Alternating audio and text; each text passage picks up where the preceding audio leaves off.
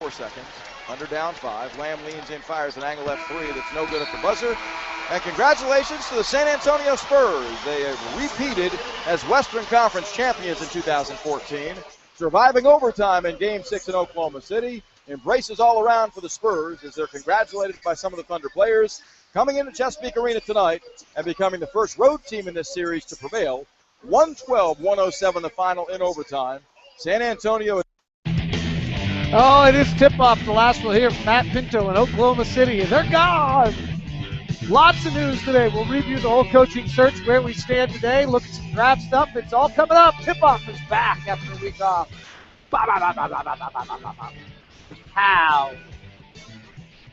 How is everybody? Hope you're doing great. Thanks for taking the time with me today. Thank you for the week. We actually, my father turned 75, and we went out and surprised him in all places of Paris. No, I did not see Rudy Gobert. We had a nice trip though, and great time with the family. Great time seeing my dad out there as they were traveling for his 75th birthday. So that was pretty. I'd never been to London before. We did London and Paris, so it was cool. So I took a week. Now we'll fire up hardcore to the draft and take us through. And we're at a point where we should get the coaching search. Seems to be kind of put the accelerator down on the coaching search and where it's headed and how it's gotten there. We'll look at today. We'll also take a look at the latest draft news that's taken place over the last week or so. And then if we get a chance, we'll do film study. But if you have questions, the Google Hangout format allows you to ask those questions as well. So hope everyone's good. Let's just get right to it. Obviously, Spurs, this is going to be insane. Spurs Heat, it's going to be great. We've got till Thursday to talk about that. We will. But both Miami and San Antonio are great. Frankly, I missed most of those games, except for the Game 6 of San Antonio, Oklahoma City, because of being out of the country, and the time change does not help you in Europe, as some of you can attest, to try to watch those games. I want to open today with a look at the coaching search. And I want to just back up and take a look at this search. And let me premise it before I jump into the chart that I've been following that I made. It's not that cool. It's on a Trello board that I built for the process. But when I did the research project at the very beginning, which I knew the Jazz were doing as well, on what pattern has there been for coaches to be successful in the NBA, there were two takeaways. One, nothing was universal. Right, it wasn't like 100%. There's definitely different ways to do it. Two, it seemed as some sort of head coaching experience previously was very important. And then the second thing that I would say kind of came to fruition was that somebody who'd been a successful head coach prior was turned out to be a pretty good candidate as a future head coach. So I built a board. And I actually backed it. I can go back to old versions of it. So I actually backed it up last night so that we can kind of look at how this coaching search has gone. And so that's the first thing. That was the research, was experienced coaches that had done it, had experience. And then the second thing that was clear was that was important in this search was some sort of Spurs connection. Right? Dennis has got the Spurs connection. The Spurs are fabulous. And then the third connection I thought that was important in this search was some sort of Tom Thibodeau / Jeff Van Gundy / Pat Riley coaching tree connection. Okay, and Doc Rivers kind of fits in there in a funky way because he was in a head to Thibodeau as an assistant and has brought Thibodeau's systems with him, which is Van Gundy's, but I couldn't really figure out how to work him in. So you'll see here what I built, and let's walk through the process by what the Jazz have gone through here. So here is this coaching search.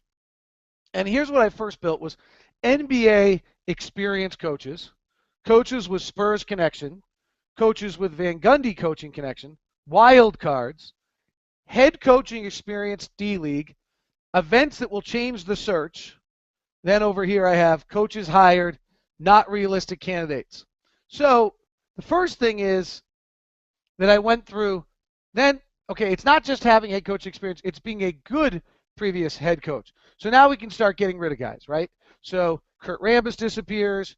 and Johnny Davis disappears, and Caleb Canales disappears, and Terry Porter disappears, and Jim Clemens disappears, and Jay Triano disappears, and Sidney Lowe disappears, and my good friend Bobby Weiss disappears.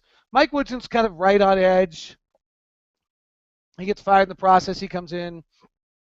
Mark Jackson. Okay, so now all of a sudden you have this is the, and we'll change the name of this, NBA experience successful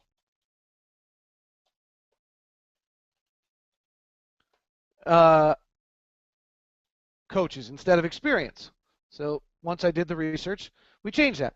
So now here's kind of a list. Here's a board that if you're the Dennis Lindsay and the Jazz, you're looking at. You have Stan Van Gundy, Jeff Van Gundy, Lionel Hollins, George Karl, Alvin Gentry, Nate McMillan, Vinny Del Negro, Scott Skiles, Mike Woodson, Mike Brown, and Mark Jackson. All right, well, let's get rid of Mark Jackson because that's just not going to work for us. We kind of know that that's probably not an option. Spurs connections. Steve Kerr, Jim Boylan, Quinn Snyder, Brad Jones, Taylor Jenkins, Ken McDonald, Joe Prunty. What's pretty interesting here is that because this search is happening this year instead of last year, all of the Spurs assistants are gone. Brent Brown, Mike Budenholzer, both were hired last year. And so that this collection of Spurs things is really pretty slim. And what it is former D-League coaches, really, is all it is. Van Gundy coaching. You have Adrian Griffin, Tom Thibodeau assistant, Mike Longobardi, who was with Thibodeau in Boston, now in Phoenix, Andy Greer, who is the assistant for Thibodeau, Bob Byer, who's Steve Clifford's assistant. This is stretching a little bit. Clifford is a Van Gundy disciple. Clifford's in Charlotte, so I kind of put in there Ed Pinckney 1 year in Chicago. Wild cards were Messina, Dave Blatt, and I thought Tony Bennett, college with pro experience. But frankly, when I did the research, if you haven't been in the NBA, it doesn't work very well. Head coaching experience: Brian Gates, Alex Jensen, Jay Larinaga, Darvin Ham, Nate Tibbetts, Dale Osborne, Nick Nurse, Dwayne Tickner, Bob Bender. All pro coaches right now with some head coaching experience somewhere in their background. I'm sure I've missed a few. So let's go through this. Stan Van Gundy gets hired. So he moves over here to coaches that got hired. That's what the red was. Steve Kerr gets hired. So he moves over here to coaches get hired. Now, here's our first event that takes place that changes the landscape of the coaching search, which is Stan Van Gundy, I did this in the wrong order, but gets complete and utter control. Well, that probably eliminates Jeff Van Gundy from the coaching search. If Jeff's coming back, he's getting complete control. George, second major event is Steve Kerr gets $5 million a year without ever coaching a day. As I said at the time, if I was the Jazz ownership, I'm just not paying $5 million a year on a team that's not ready to win a championship for a head coach. I'd like to hire a coach who in his next contract deserves $5 million a year. And that may, Lionel Hollins is still here, probably hasn't got much traction in Salt Lake, seemingly. His problems in Memphis with analytics and some of the other stuff might be why, but it also very well might be $5 million a year. George Karl, same issue, could be very much the $5 million a year. Alvin Gentry, Green has been interviewed. Nate McMillan has not. Why? I don't know. Could be some particulars to him. Very slow pace of play. Not particularly big on analytics. Does have some good experience in Indiana. Offenses have been great, but again, it very well could be Steve Kerr at $5 million. Vinny Del Negro. I don't think it moves the meter enough to do it, and I don't think so. Let's archive him. Scott Skiles, interesting coach, probably has some off-court issues at different times in his career, probably just doesn't jive entirely. Mike Woodson, we archive him, and Mike Brown, we archive him. And now all of a sudden, you're down to 4 in this group of NBA successful coaches, and Alvin Gentry is the lead guy in this group for the Utah Jazz, and that's how you suddenly end up with Alvin Gentry as seemingly one of the names being mentioned the most. I don't know if we're at the finalist stage yet, but there he is. Okay, Spurs connections. Purple means some head coaching experience in this process, and frankly, all of these coaches over here have it by definition. So you have Jim Boylan, who as we've talked about numerous times, everything about his resume matches up that he's an NBA head coach. Everything about his resume matches up about the fact that he could be a head coach in Utah or fit the qualifications, except for the fact that he was the head coach at the University of Utah and it didn't end well and was somewhat of a tumultuous 4-year run. And so he becomes a somewhat of a suspect candidate here. And, we'll see whether he, frankly, at this point, it doesn't seem as though he's much of a candidate. We've heard a bunch of media reports, but nothing concrete. Quinn Snyder. There are reports out there that he's interviewed, that he's getting another interview. He was even called one of the lead candidates. I don't know how they came up with that. I haven't heard the date on his interview, unlike Adrian Griffin, who I've heard is Thursday. You have Brad Jones, who's on the staff last year, Taylor Jenkins, who's now an assistant in Atlanta. You have Ken McDonald, who's the current Austin Toros head coach, and you have Joe Prunty, who was an assistant with Popovich and the Spurs, left with Avery Johnson to go to Dallas, won a championship as an assistant there, went to Portland under Nate McMillan, went to Cleveland under Byron Scott, and is now in Brooklyn with Jason Kidd. I've not heard his name yet, but he has no head coaching experience, so he doesn't have a purple. So here you suddenly had this list, and Quinn Snyder seems to be the name out of this group that suddenly has come to the forefront a little bit. Jeff Van Gundy coaching connection. You have Adrian Griffin, who is under Thibodeau, and this is really Van Gundy coaching.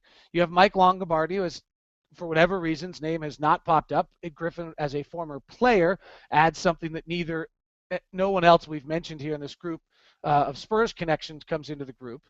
Andy Greer is probably not a head coach, has never been a head coach, but he fits this list. Bob Byers being talked about as being a head coach under the Steve Kerr staff and or assistant coach in some of the other places. And Ed Pinckney's pretty inexperienced. He's been other places, only 1 year in Chicago. And I think we can archive him because pretty clearly the decision was Adrian Griffin on that staff. So here's your suddenly Van Gundy list. None of the wild cards have come together, and we haven't heard anything just about the general D-League experience because, frankly, you have that covered out of these guys who have Spurs connections. Next major event is the lottery drops a spot, so we don't end up becoming a more appealing job. And the next thing is it doesn't seem as though any of the Vogel, Brooks, or anybody of that sort is going to get fired, Terry Stotts, for the way his team played in the playoffs. And you now have where this coaching search sits today, which is Alvin Gentry's name being mentioned, Quinn Snyder's mentioned, Adrian Griffin. And to some extent, I almost think you can look at this board here of Lionel Hollins, George Karl, Alvin Gentry, Nate McMillan, Jim Boylan, Quinn Snyder, Brad Jones, Taylor Jenkins, Ken McDonald, Joe Prunty, Van Gundy, Adrian Griffin, Mike Longobardi, Andy Greer, Bob Byer, and the wild cards, and kind of looking that very well. It's not 1, 2, 3, 4, 5, 6, 7, 8, 9, 10, 11, 12, 13, 14, 15, 16, 17. It doesn't quite get me. Maybe a few of these guys gets kind of the crazy 20 number that was talked about. I don't know how many of these guys have been talked to. I don't know. I'm sure some of the guys we archived and Jeff Van Gundy, they walked down that road and Jeff kind of very politely said, thanks for your interest, but that's not what I'm looking for. And that's how we get to where we are right now in this process, heading into what seems to be the home stretch. The home stretch could be 2 weeks, and you never know if another candidate might circle back around. But that's where this seems to be, as people are coming in for second or third. It's interviews or conversations, or I'm not sure how we're defining what a conversation versus an interview is in this process along the way. So that's how I think we have gotten to this point, and where we are in this coaching search, and how it's probably going to wrap up to some extent. I think you're seeing the names there on this board that are where this coaching search is heading, unless there's some mystery candidates, which, knowing Dennis, is probably likely that there's 2 or 3 other people that are being talked to that we have not heard about in the media and that we don't know about at this point in time. All right, let's go through some draft news. No questions have come in regards to that. I was going to just take the questions based on topic there to try to make sure I start getting questions. Coaching news. Alvin Gentry still seems to be hot in Cleveland, as is Adrian Griffin. I think it's interesting, by the way, that the Adrian Griffin interview news got out. I mean, it gets out. Reporters do a good job. But you also sometimes always wonder, was that put out there to try to increase his candidacy for another job, or to just get out there? It might not be fair to Adrian to wonder on that, of whether or not he has other intentions. but it's interesting. By the way, an interesting little note: 9 of the 16 coaches who made the playoffs did not play in the NBA. 3 of the 4 conference finalist coaches did not play in the NBA, and the finals coaches did not play in the NBA. I don't know what that means for Adrian Griffin's candidacy, but it's just a note. Quinn Snyder is being talked about a good deal. We probably should revisit who Quinn Snyder is. He is an interesting guy. He has an MBA and a JD from Duke. While working for Coach K, became the Missouri head coach, got caught into a little bit of a mess in Missouri. His team got less good as time went on. He had NCAA violations. One of his players supposedly got paid, their point guard. There were the rumor mill on the internet I don't need to get into, but was outrageous during that time period, probably unfairly so. He then replenishes his reputation by being the D-League head coach for the Spurs from 2007 to 2010. He leaves in 2010 to go to Philadelphia as their player development coach. So he was the Austin Toros head coach from 2007 to 2010. He goes 1 year in Philly, then he goes to a year with Lakers under Mike Brown. Then he goes to Moscow and spends a year under Messina, and he's now with the Hawks under former Spurs assistant Mike Budenholzer. So he has a tie to Popovich, he has a tie to Dennis Lindsey, he's in the whole Spurs family. There's a lot of different things about him. He's the way he was described in a Seattle Times article many years back, he's a million things at once: spontaneous, controlled, studious, and determined. He has ideas, ton of ideas. He spills them all out for his assistants, his friends in the business. They listen and nod and try to understand what he's saying. They reply, gee, sounds great, Quinn. Let me know how it works. He's so hungry for a chance to be a head coach early in his career, said Delaware Mike Bray, another Duke assistant who coached Snyder. He has attacked the challenge with a passion. I don't know anyone who's attacked it with the same passion. He's good-looking, hair back slick, so he always gets the reputation a little bit of being a pretty boy. Another part from an article: he leaps up from his desk and races over to the bookcase, pulls down a small manual that looks professionally produced, complete with the school's logo. He made it himself. Inside are pages upon pages of techniques for individual workouts that are permitted by the NCAA in the weeks prior to practice.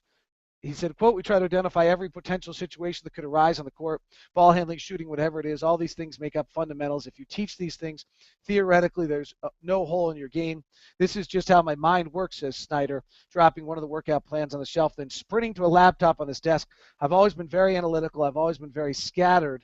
I know if I get structure, I can put random thoughts into regular patterns. So that's kind of who he is. His teams, his Missouri teams, as I said, the records got, I think, less good as time went on. I have to check that and confirm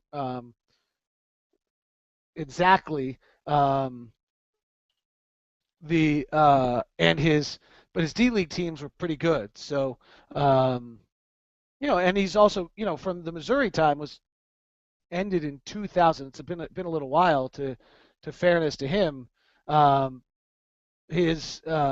he took Norm over for Norm Stewart, and they made the Elite Eight in 2002. He eventually got fired in 2006 there. So he's born in 1966, so he's about 47 years old.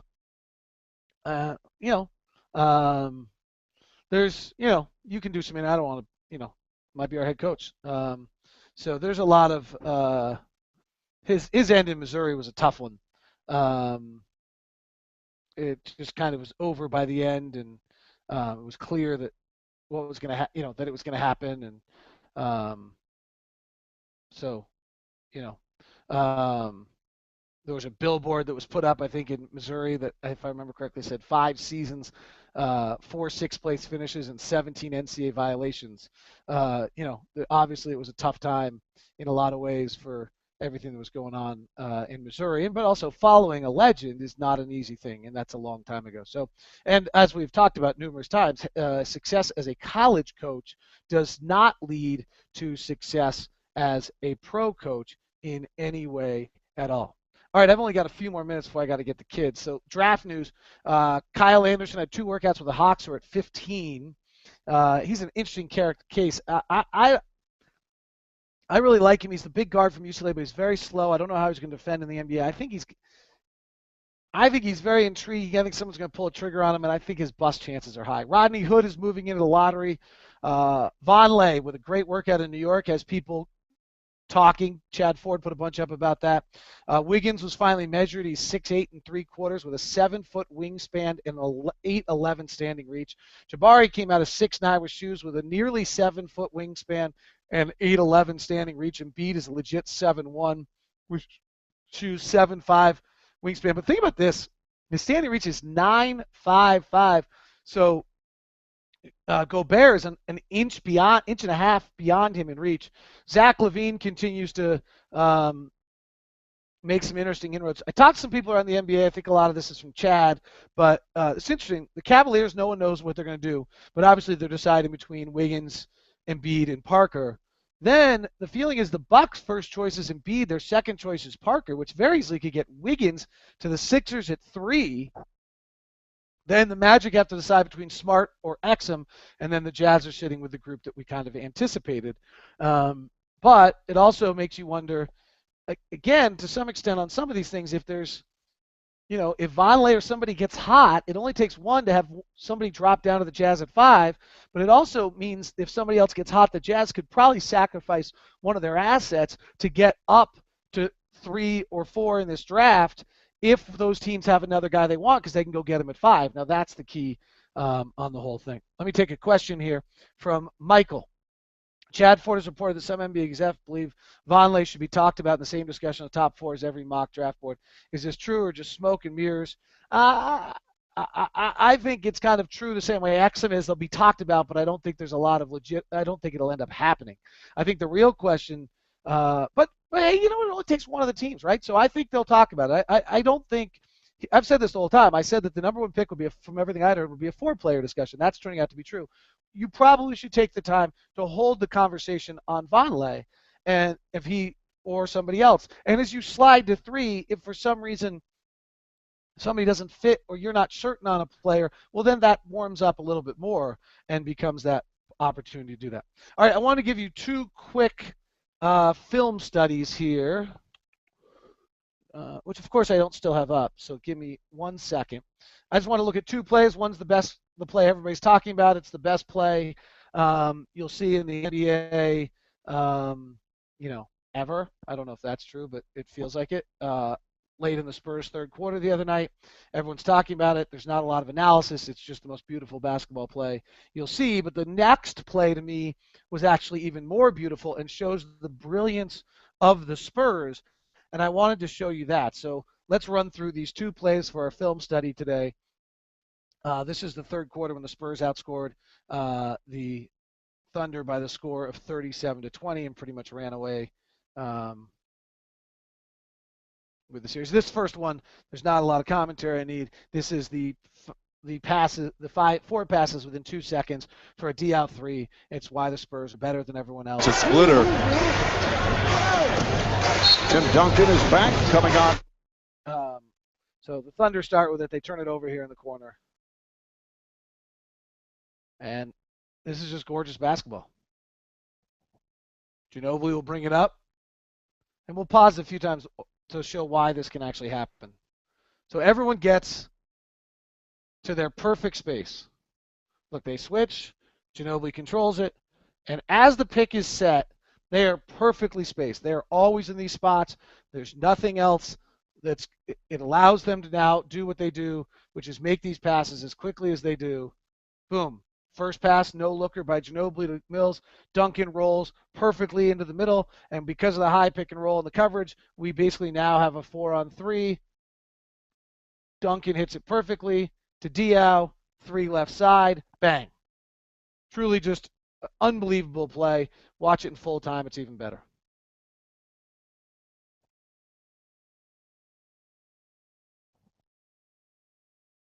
Ginobili sending instructions. This is still a good game, right? It's a 3-point game. It goes to overtime. These are the kind of plays that boom, boom, boom, smack. How fabulous is that? All right, so that's just incredible. But here's the next play, which I actually think is even better because it really gets to what makes the Spurs the Spurs. So let me see if I can get it to you.